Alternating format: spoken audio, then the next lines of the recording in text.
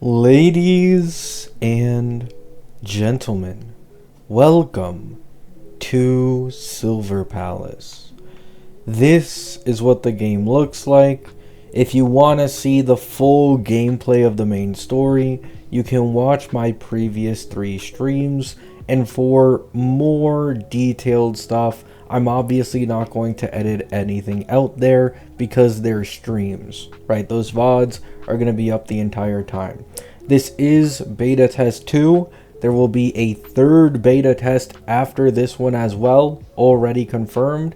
And if I had to guess, I think the third one may be the last one, as with each beta test they've been increasing the amount of main story, and I believe the third beta test will add the finishing story for Cinderella, who is the first limited character releasing in this game, right?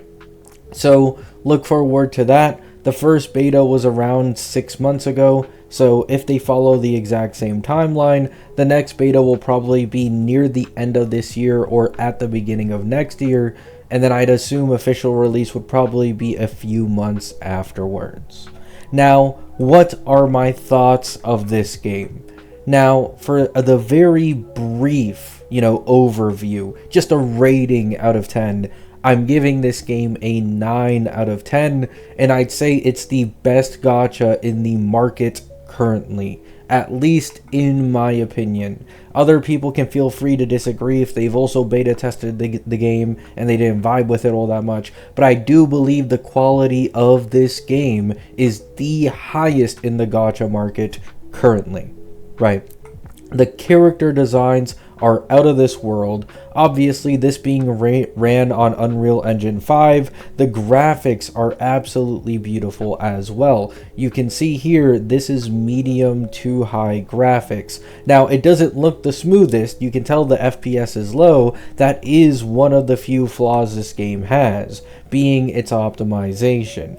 However, with this only being the second beta test, there being a third one, and then the official release still along the way, I'd like to assume that they should help the optimization a bit more later on, which makes it easier to run, right? So how about story? What would I rate that out of 10?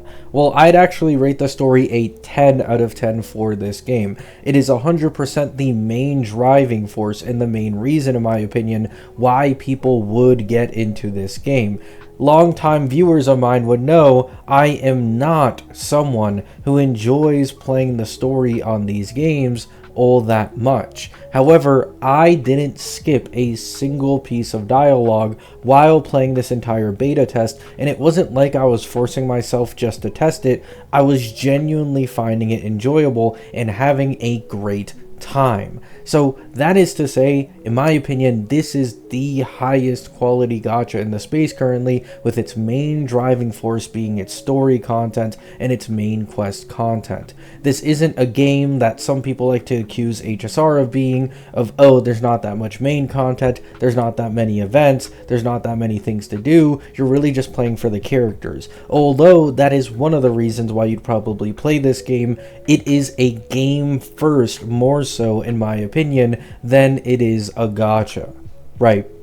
With that being said, next let's talk about the gacha. This is definitely the most controversial part of this entire game, with people doom posting it across all social medias, saying that they aren't even going to try it anymore if the gacha system currently stays. For those who aren't aware, in the current beta test, the gacha system is a 25-75 across, I believe, both the weapon banner and the character banner. Now that sounds bad, however, there's more to it. The character banner guarantees you the character at 100 pulls. On top of this, I could be wrong, but from my experience and some others' experiences, I do believe there is a soft pity that starts at around the 70 to 80 pull range, making it likely for you to hit a 5-star before the 100 guarantee. And then the weapon banner is guaranteed at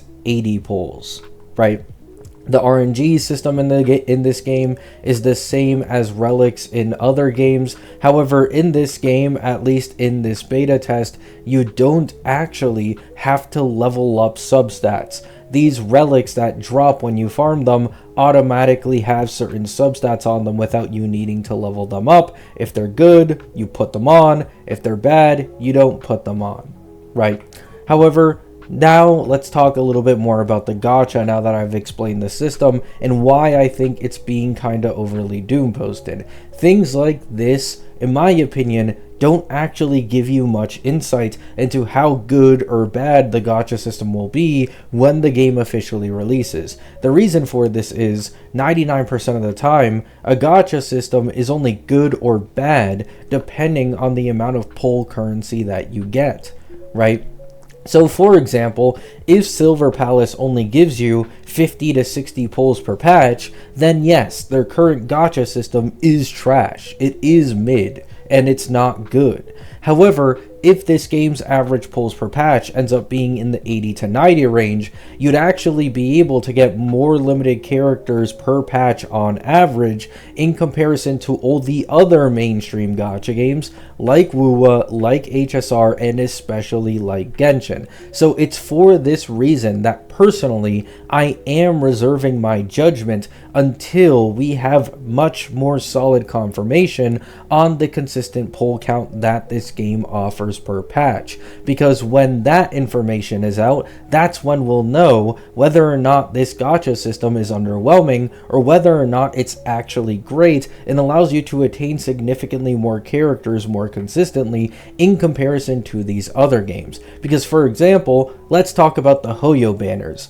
The Hoyo banners are up to 90 pity, and even then it's a 50-50, meaning it can take you up to 180 pulls theoretically, although unlikely, to get a limited character. In Silver Palace, the worst case scenario is almost half of this at 100 pulls instead of 180, and compared to WoWa's worst case scenario is 160, while this game's is once again 100 on the character banner, right?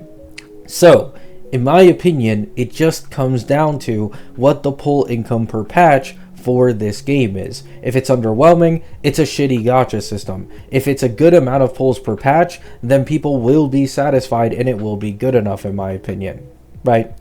Now, let's move on from that and let's move to the combat. Actually, let me just go to one of these weird scenarios here. Now, this won't be the best example of combat because my characters are highly leveled currently. I'm currently leveling them up to test the endgame content so I can finish the third survey that they're offering me. However, you should be able to get a bit of a grasp for what it looks like here, right? Here I'll show you guys.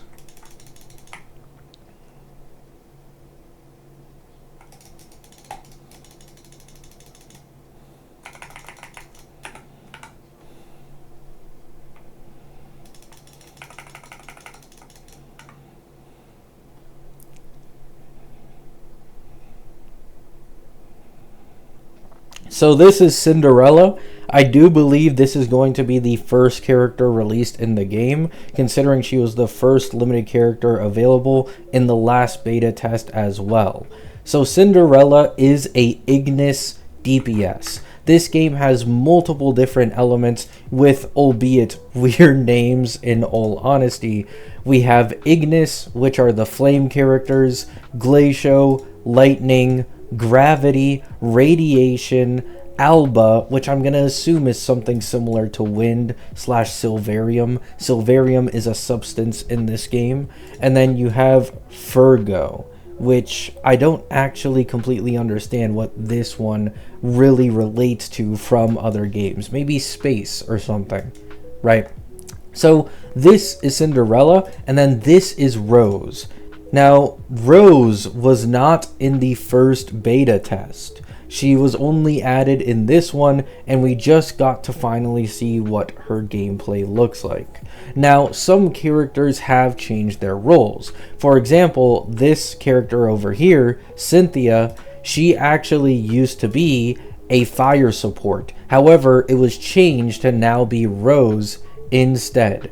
So, in my opinion, what it seems like the game is planning is for this to be the Ignis DPS, this to be the Ignis support, and then they'll likely release one other character for the team, and then you just run a sustain. Currently, the best sustain in the game, I believe, is this standard character right here, and her name is Gratia, right? And just for a little bit more context of the combat, because that was just a pure DPS, I'll end up showing you guys Rose here as well.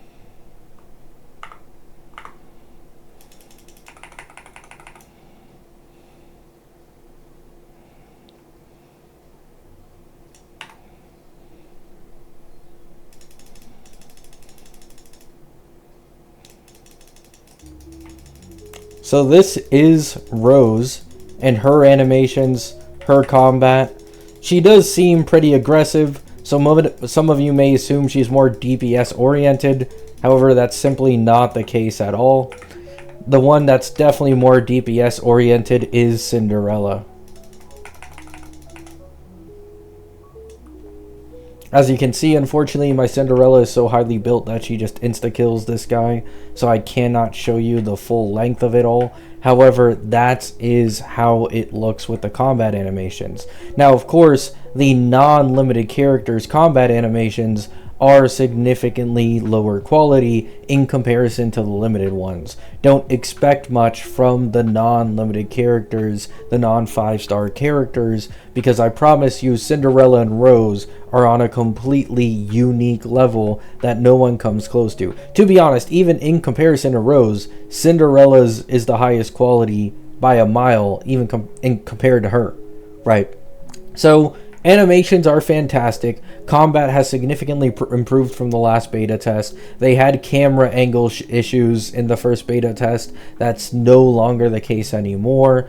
They've improved on almost everything. The only flaws that this game has is its optimization. There are some lighting issues with the characters' faces and eyes. There are some lip sync issues with the English voices, because the animations, I believe, are made with the Asian voices in mind instead. So sometimes the English dialogue gets cut off because the cutscene just finished too fast, since the English dialogue is longer than some of the Asian languages, right? So a very minor problem, but a problem nonetheless.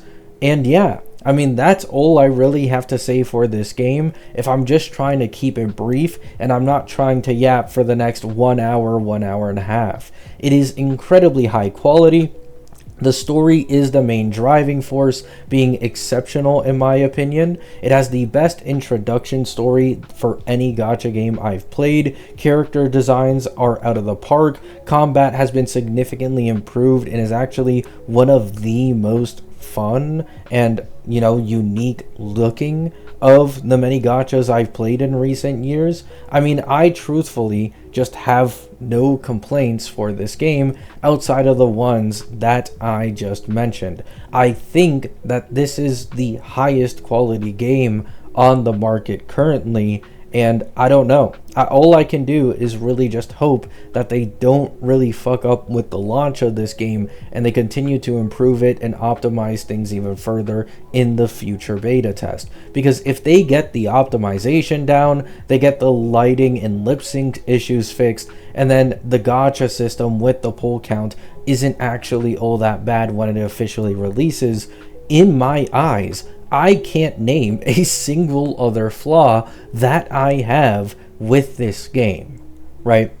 I should also mention that this game does have some type of like dating mechanics, or not necessarily. I might overhype it a bit, but when you increase your trust with characters, you can invite them to your home, you can hang out with them across the map in the world, you can also hold their hands, you can interact with their model sometimes. With Red Rose, once you get to max trust with her, you can actually dance with her as well. There's a lot of unique things in this game. There's things like, you know, card games games that you can do for Jades, or the Jade equivalent in this game. They have a ton of mini games. They also have investing. You can invest in homes and increase extra rewards that you receive for free. You don't have to actively play the game. It's just a thing that you gain offline from investing into certain businesses in certain land across the map.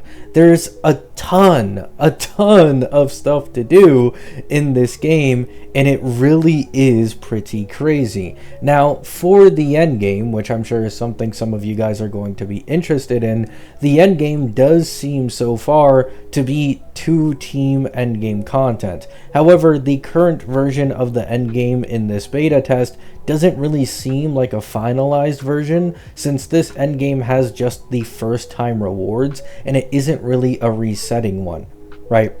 So endgame might be still a little bit of a mystery until the third beta test or the official game drop. However, as of current, it is definitely 2-team endgame content with up to 4 characters, and it goes up to 10 floors. I'm currently at the 5th. I could do the 6th, just not at full stars, since I don't have a second team with anyone near as strong as my Cinderella currently. And yeah, that's kinda it. I mean, as you guys have seen, I don't think I really need to mention it. This mount, the horse, you can use it to fly around the map. You can also use him to, go at this speed. You can sprint with him as well. Oh, and one last thing. They did add the ability for characters to jump in this game now. This was not in the last beta test, but they did add it in this one. This was actually one of the recommendations I gave as well. So it is quite nice to see this, as it feels a lot more smoother when you're doing puzzles and you're trying to get around certain places on the map. You no longer feel stuck when there's like a slight edge in front of you and it's like, oh, I could just jump over this, but for some reason I can't. No longer is that the case anymore. Oh, and I'd like to say, the gameplay that is implemented in the main story quest is probably the best of any game I've ever played in my life. It is fucking exceptional. I absolutely love the way it flows, and the way they implement the story with 2D art and cutscene transitions is absolutely phenomenal. I know it feels like I'm just blindly glazing this game. It feels like I'm probably sponsored by them, but I swear on my life that I am not. It's genuinely... I can't believe how polished this game feels for a game that is still in a beta and is going to get more betas upcoming and isn't close to finished yet, I'm guessing, right? There is so much to do. Oh yeah, I should also mention, for the people who really like side quests, I had an experience with one of the side quests in this game on one of my streams. That side quest was longer than any of the main quests, and it was incredibly well written. So if you are someone who likes having a shit ton of content in this type of detective type theme story and world, and you're worried about, oh, after I do the main quest, what am I gonna do? Are the side quests any good? They are. There is a stupendous amount of content in all the side quests that this game offers, to the point where I personally felt it was actually kind of overwhelming for me as someone who is used to side quests not being all that long or all that interesting / important. In this game, every quest feels quite fun, and it does pique your curiosity most of the time. So that's another plus to mention. There is a ton of content even when you finish doing the main quests. So that's going to be all for my brief review of Silver Palace in this beta test. I say brief, although this video is probably longer than most of my normal videos, but it's just like, what can you do? There is so much to talk about when it comes to this game. If you guys have any further questions about anything, let me know in the comments. I might answer them if I see them and I feel like it. Hope you have a great day, hope you have a great night, and peace out.